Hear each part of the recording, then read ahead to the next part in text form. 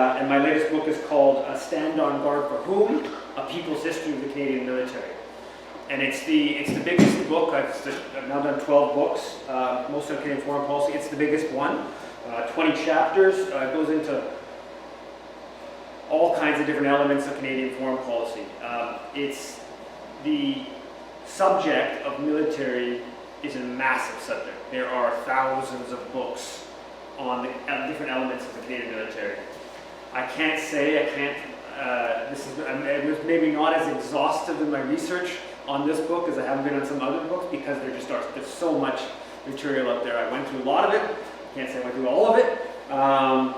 But basically what this book is it's the first general overview that tackles the subject from the perspective of the victims of the repressive nature of the military, the sexist nature of the military, and of military culture, both here and abroad. So it's a critical overview. To begin with regards to the military, what's sort of being discussed. So right now, there's a lot of discussion about sexual assault. Seems like pretty much all of the leadership of the Canadian military is accused of some sexual assault, some sexual misconduct of some sort. This book provides a little bit of context for understanding that. For instance, women were only allowed to operate in submarines in 2000. Right? It's not like some ancient official sexist history of the military. That's not that far away. The military has been a place that's attracted quite patriarchal individuals. We know the two worst massacres of women in Canadian history, the Polytechnique massacre at Université de Montréal back in '89, and the van attack in Toronto in 2000. Both of those individuals had either been in the military, tried to be in the military, had a military association. So there's I think a patriarchal kind of history of the military that gets discussed a bit in the media reports that we see, but doesn't tend to sort of really delve into the broader context. Doesn't delve into the sort of authoritarian nature of the institution. And that's part of why the sexual assault scandal stuff has gone on for so long, is because it gives so much deference to the military. It has such an authoritarian structure, hierarchical structure, and that is a combination of the patriarchy and of that authoritarian structure that helps explain some of what's been going on in the military. And that's not discussed enough. Another issue that's been in the news around the military, sort of a critical issue, is maybe I should take my mask off here. Just got totally used to just wearing it. But is the far right, right? There's all this stuff about the far right in the military that's been coming out. Neo-Nazi types who've joined the military, and it's not something that we shouldn't be that surprised about. This is on one hand, this is an authoritarian institution that I think attracts a lot of the far right. On the other hand, the military had a policy that recruits had to be of, quote, pure European descent and of the white race. Right? That's World War II and into the mid-1950s. It wasn't always followed 100%, but the Air Force, the Navy, had explicitly racist policies. So I think there's a context to the far right being attracted to the military that, again, the media reports have been on these sort of neo-Nazi types of joining the military, but doesn't necessarily give some of the historical context. And one of the things that is basically you never see when the corporate media is talking about the sexism of the military, or the far right in the military, is any question about whether these socially regressive values that the military upholds, speaking very broadly, that whether we should question how much public resources we're putting into this institution that has socially regressive value. So you can talk about the sexism, talk about sexism, talk about some far right activism, but never sort of connect that to, well, do we want to, as a society, put in so much resources into an institution that has this type of values? And when we talk about the resources that we put into the military, it's incredible. Right? We're talking about $30 billion a year between the Department of National Defense and Veterans Affairs. Right? Environment, Climate Change Canada is something just over $2 billion. So that's like 15 times.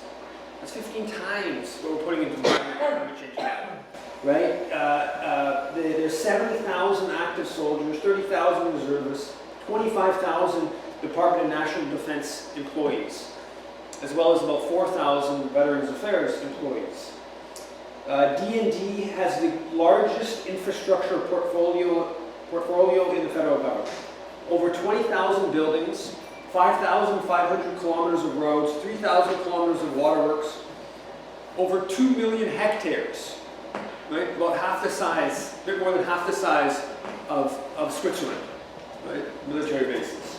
Huge, huge number of thousands, tens of thousands of land vehicles, hundreds and hundreds of aircraft, dozens and dozens of submarines, frigates, other vessels.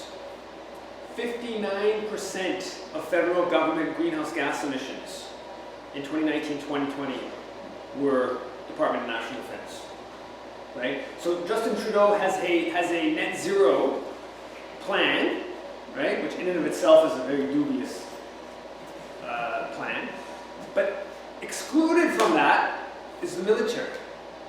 So about 60% of federal government greenhouse gas emissions is just excluded. It doesn't get part of the net zero plan, right? The international climate negotiations going on in Glasgow right now, same thing.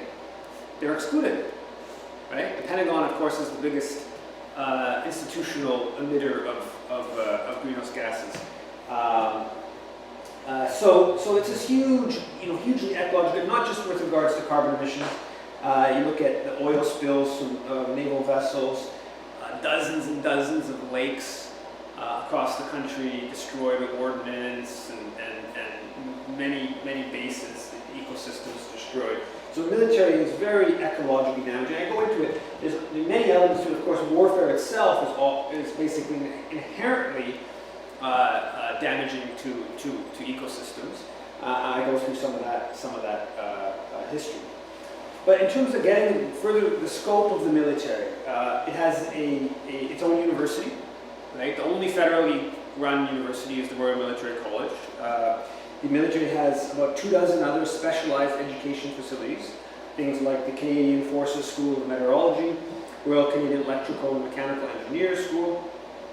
The D&T and the military is the largest public relations apparatus in the country, right? The biggest PR apparatus. The number exactly is hard to, hundreds and hundreds of people full-time.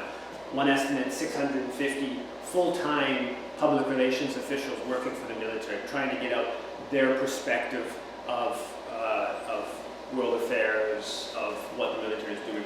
The military has its own history department, right? About 50 people work at the history department of the military, so it's like the size of a Concordia University's history department, something in that range.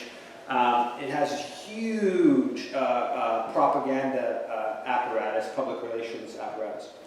Largest intelligence gathering apparatus in the country by a large margin, right? Because you have the Communications Security Establishment is under D&D, 2,700 employees, as well as a couple thousand other intelligence officials working for the military. And in recent years, the military intelligence has been found to be spying on Black Lives Matter, Idle No More, Occupy, and other left-wing. At the start of the pandemic, I don't know, people might have saw some of those reports. The military was, I guess there was a certain concern there may be sort of social uprising at the start of the pandemic, and the military was found to be spying, significant amount of spying early on in Ontario when they were called out.